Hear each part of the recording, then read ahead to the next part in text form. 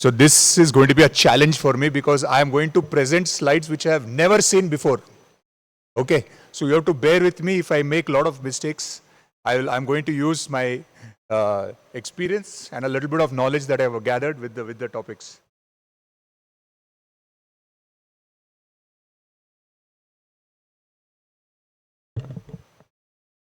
So yeah, so what I see from this particular slide is that management of diabetes. Now let's take how we used to approach diabetes around 10 years back.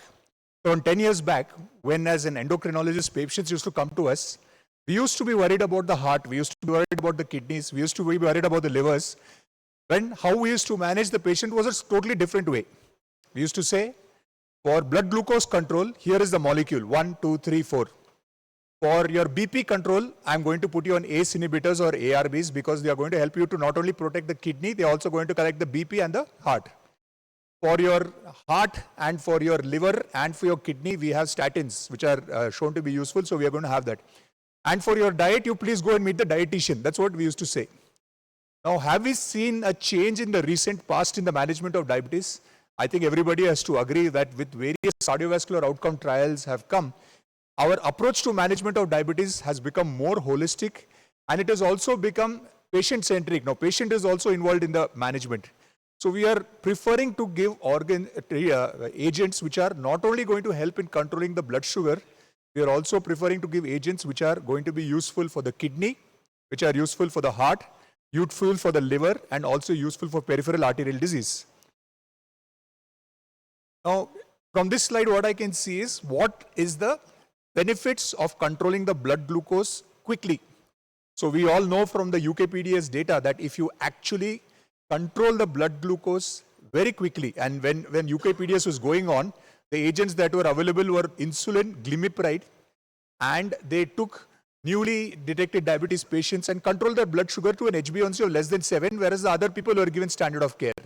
And what was seen that if you have used agents even like insulin and glimepiride to control the blood glucose at the early stage of diabetes, you are going to prevent a cardiovascular, you're going to have a lot of microvascular benefits for sure. And when we did the UKPDS follow-up data, you see that if you control the blood sugar early, there is something called as a glycemic legacy that occurs that helps in controlling the cardiovascular outcomes also in future. Now, in the recent past, okay, so we knew that from Roy Taylor studies that were done quite a few years back, that if you lose weight, if you lose around 5% weight, 10% of body weight, you are not only going to control the blood sugar, but you're also going to have good benefits on the other organs as well. So nowadays in our patient management, so in the last, I cannot speak for everybody, but for the last 3 to 4 years at least, when the patients are now coming into the clinic for the first time in the outpatient department, the way we talk to them has changed now. We say, okay, here we are going to give you certain agents for your blood glucose control, your hypertension control, your BP control, but let us also talk about weight loss. Patients are also aware of it, we are also aware of it. So we now start talking about why don't we try to lose 5% of your initial body weight? Why don't we lose 10% of your initial body weight?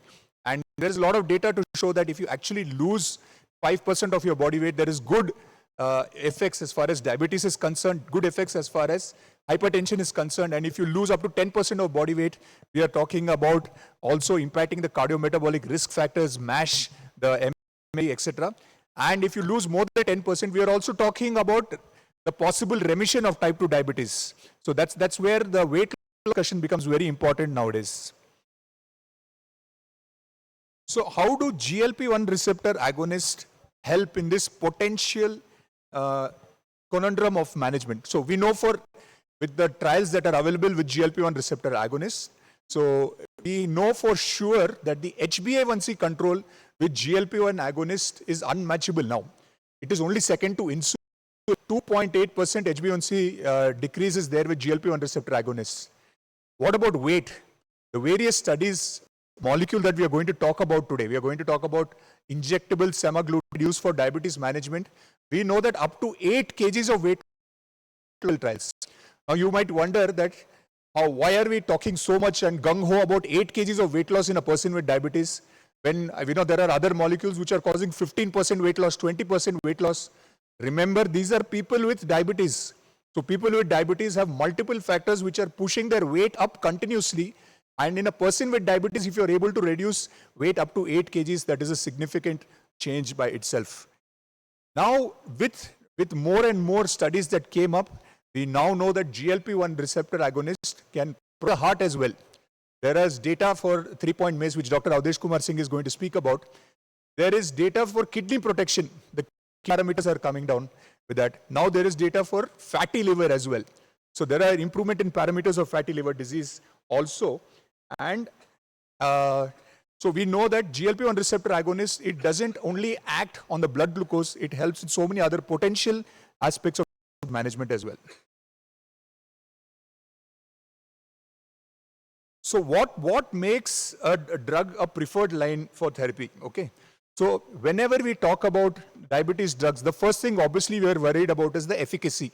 And as I told you, as far as efficacy is concerned, GLP-1 receptor agonist injectable ones has an efficacy which is second only to insulin. What about the safety aspects?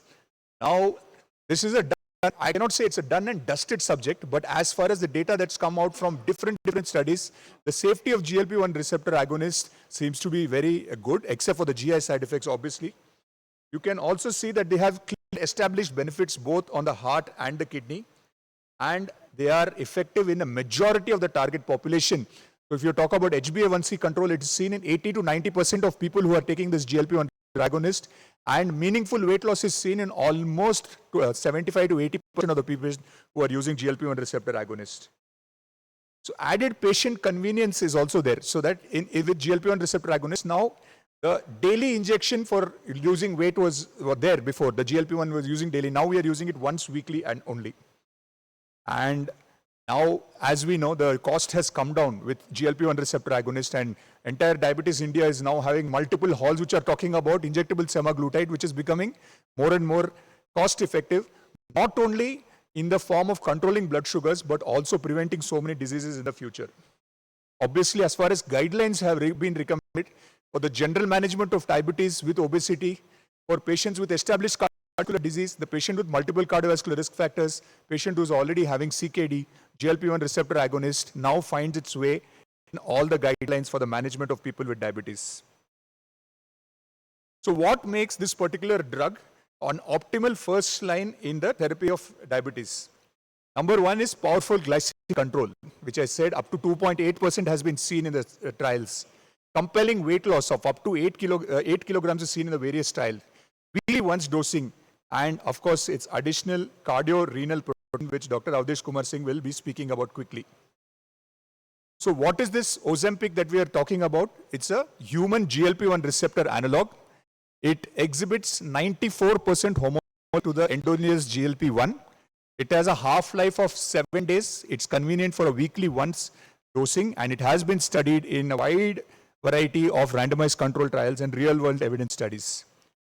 It is a blockbuster molecule, and you know about that Ozempic is being discussed widely among the medical fraternity and widely among the fraternity in the social media as well. 7.5 million people already are using Ozempic, and 75 countries are having this country. It's the #1 prescribed GLP receptor analog, which is available now in India. Robust clinical trial program is there. So we know that in various phase 3 studies, it has been compared to placebo, it has been compared to SGLT2 inhibitors with DPP4 inhibitors. It has been used as an add-on to insulin. Cardiovascular safety trial is there. We are also talking about the data for MASH, and we are also talking about the cardiovascular safety data. All of them are there, which shows that there is good efficacy in this particular agents. Significantly greater HbA1c reduction is seen versus SGLT2 inhibitors, comparable to insulin versus DPP4 inhibitors, and also significant weight loss in HbA1c parameters is seen with other GLP-1 receptor analogs. Of course, it is to be noted that when Ozempic trials were being concerned, the dual agonist, that is GLP-GIP-1 tirzepatide, was not available for comparison to the other GLP-1 receptor agonists that were already there at that particular day, that is dulaglutide, and we're talking about liraglutide. There is a superior HbA1c reduction and a superior weight loss as well. As I've been telling again and again without seeing the slides, HbA1c has come down by 2.8% in the various phase 3 trials with Ozempic, and 4 out of 5 people are having an HbA1c of less than 7%. There is a 8 kg weight reduction in the various clinical trials, and 2 out of the 3 people achieved meaningful weight loss. And waist circumference is also coming down with this particular group of agent. So as far as the ADA is concerned, it has now endorsed this particular agent as a very high efficacy drug in the management for both glucose lowering and as in the management of weight lowering as well. What is the label for the Ozempic use in India?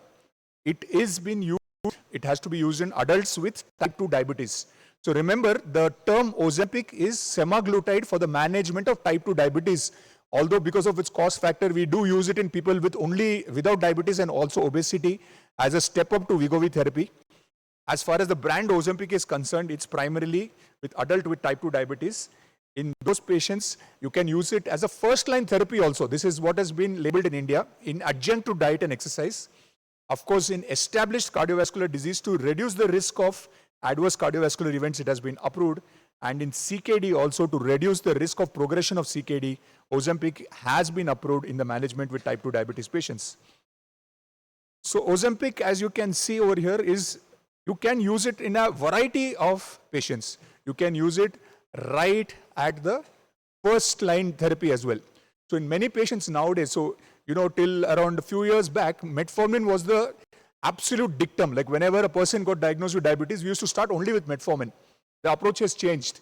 Nowadays, as first-line drugs, we do prefer SGLT2 inhibitors and, of course, GLP-1 receptor agonists because of their effects not only on their blood sugar, but also on weight loss, no hypoglycemia, and cardiovascular and renal protection. So as a first-line drug also, we are using GLP-1 receptor agonists with diabetes. Patients who are already using 1 or 2 oral antidiabetics we can use as in combination with basal insulin or even in basal bolus insulin we can give. And of course, those patients with established cardiovascular disease and CKD, these are very good drugs to prevent the further damage as well. As far as safety profile is concerned, I think we can slowly put this to rest. The safety concerns with Ozempic, if you ask the medical fraternity, I think we are worried about mainly GI side effects. GI side effects are going to be there with Ozempic, and we are supposed to counsel the patients in such a way that the GI side effects are minimized right at the beginning. The other side effects of pancreatic cancer, etc., the medullary thyroid carcinoma, they are there. We are supposed to be aware of them, but they are extremely rare. They are too significant to even comment on this particular place. The other agents about NIAON, etc., those are still hearsay. The verdict is not out. We not even sure whether Ozempic is actually causing this or the rapid control in blood BP and sugar which is causing that. And muscle loss with Ozempic, that is an Instagram related side effect. That people are saying that Ozempic is causing muscle loss. Absolutely not. Any weight loss, any rapid weight loss will cause muscle loss, and we need to find out ways and methods to negate that. Dosing of Ozempic is very convenient. You start with 0.25 milligram weekly once for 4 weeks. Then you step it up to 0.5 milligram weekly once for at least 4 weeks. So now after you reach 0.5, there is no hard and fast rule that you need to go to the next dose immediately. So if the person is managing to control his blood glucose well with the minimum side effects and is also able to lose weight, you can continue with 0.5 mg. Majority of the Indians in the limited experience that we have, I think we have now been using semaglutide injectable in India for the last 6 to 7 months. We are seeing that majority of them, they do require 1 mg for additional control for weight and blood sugars. Now, as I said, this is a slide that I have not even read before, okay? But of course, as I would tell with any patient, now any patient comes to me, I'll give you an example of, for example, a drug which is the empagliflozin or a dapagliflozin. How do we compare the originator versus the generics, or how do we compare the originator versus the biosimilar medicines that are available? So I give advice to the patient. I say, see here, this is the originator molecule that's available. These are the quality control, the quality of this particular molecule is maintained right from the origin, right to the user level. All the clinical trials have been done with this particular molecule. All the adverse events have been studied with this particular molecule. The problem with this, the originator will be a little more expensive. When you talk about the bioequivalent molecule, you talk about the biosimilar in GLP-1s, the side effect profile has not been studied. We have bioequivalent studies that are there, but the studies, long-term studies as far as cardiovascular outcome, as far as the CKD outcome is not there. It's your choice. What do you want? Do you want the original molecule or do you want the cheaper molecule? You'll be surprised that majority of the patients still prefer the originator molecule only. So I personally like to convince patients this way, and I leave the choice to them whether they would prefer the originator molecule or they would prefer the biosimilar molecule. Of course, the biosimilar molecule will be so much helpful for those people who are in the poor socioeconomic status, etc. But I think middle class and upper middle class, you should leave the choice to the patient only. So summary, Ozempic is an epic first-line option for diabetes and diabesity because it does help in quick HbA1c control. We are talking about up to 2.8% and additional benefits being weight loss. It's conveniently weekly dosing, organ protection benefits, and it's been endorsed by all different guidelines. I hope my extempore talk has done some justice. Thank you. 100% justice. You did extremely well.